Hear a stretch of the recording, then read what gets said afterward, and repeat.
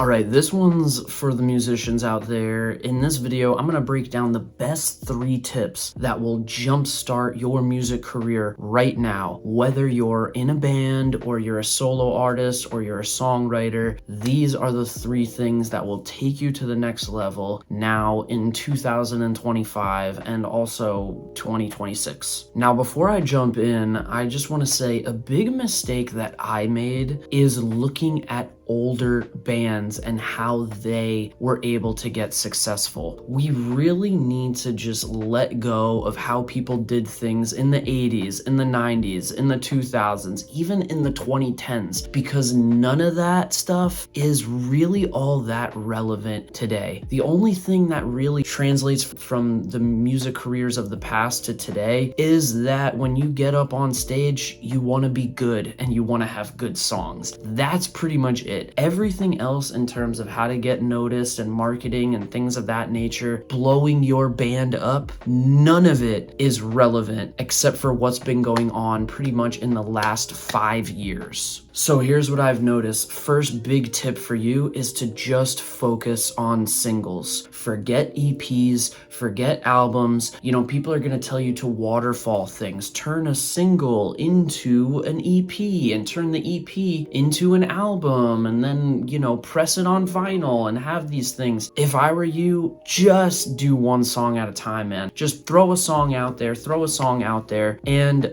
create some video for it. You know, all you really need is one song to land. And pretty much what people are doing is they're putting a song out there and they're not putting much promotion or investment behind it. And then they just go on to another song.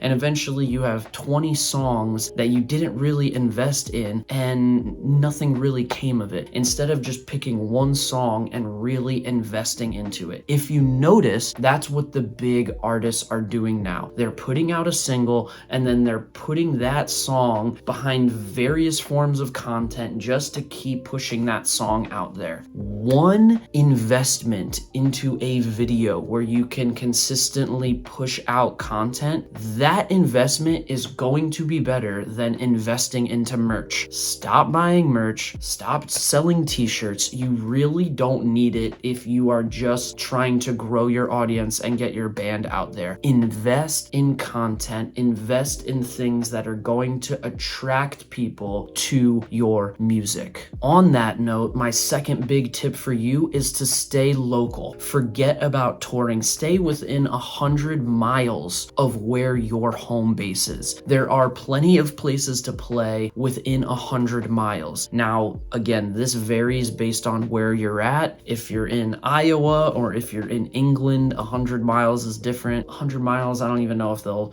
know what that means in England. But the point is that weekenders are better than month-long tours. That's just the way it is. They are a better investment because when you go on tour and you're in a place on a Monday or a Tuesday or a Wednesday, even a Thursday, you're just not going to see a big return on that investment. You're going to see the return on investment on the weekends. That's when people are trying to get people out to shows and stuff like that. So stay within 100 miles of you and just consider going out to different places on the weekends. That is the best way to get practice playing shows, and it is the best way to keep your band together and to keep your brain together. Because when you're in the middle of Minnesota at a motel and there's 5 people showing up to this basement show, it can start to get daunting. You can start to question or doubt yourself. You don't have to do that anymore. You really just stay within where you're at, play shows on weekends, put it out there, and then grow from there. And now number 3, this is actually the biggest tip that I can give you. I probably should have made this the first tip, but I made it number 3. This is the biggest tip that I can give you if you're a musician. You need to have a clear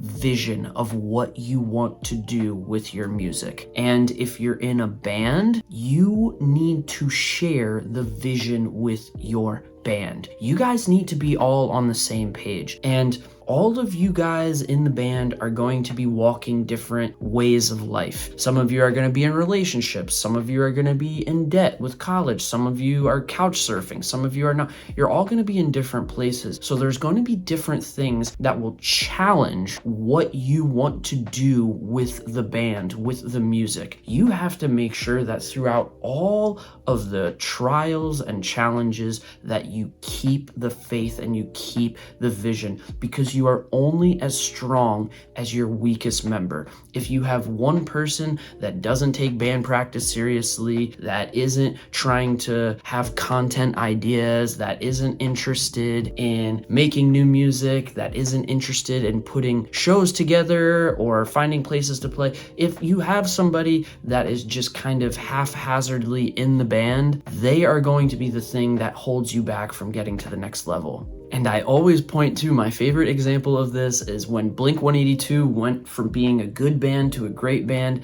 They had to get rid of their drummer who was holding them back, who was, partying too much, being an alcoholic. And then once they got Travis Barker, somebody that was on their game and really serious, they went on to become probably the biggest band in America. Along with this tip of unifying your vision, I also want to say, do not rush this process. When you have that vision, come up with a 5-year plan, okay? Instead of thinking about, I need to make things happen now, what can I do today, tomorrow? Think about where you want to be in 5 years from now and really take the steps necessary to get towards that point. So many bands and artists are shortchanging themselves by not looking at the bigger picture. Do not try to rush this process. Take your time to get yourself out there every day and work towards that vision that you have. Now, lastly, before I go, I want to give you a bonus tip, and that is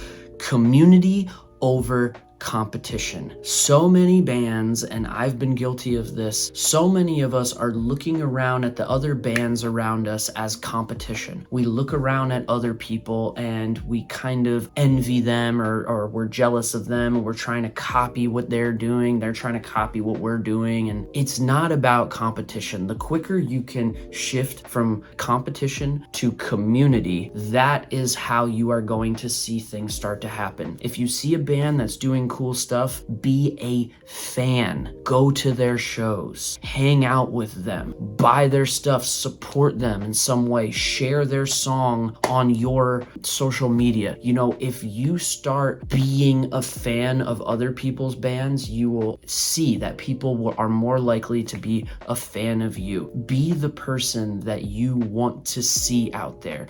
Be the fan that you want to have. You will be surprised at how you will start networking with people. You will start connecting with people. They will keep your band in mind the next time they get a big opportunity. This is how we have to play the game. It is community. It is not competition. Now, if you dig this video, give it a thumbs up. If you want to know why artists are failing more than they're succeeding, check out this video up here. This is why creative people and artists and musicians, this is why we are failing. We are not going about success in the right way, and that's why I created this video, and this is going to put you on the path to success. All right, I'll see you in that next video. Stay creative.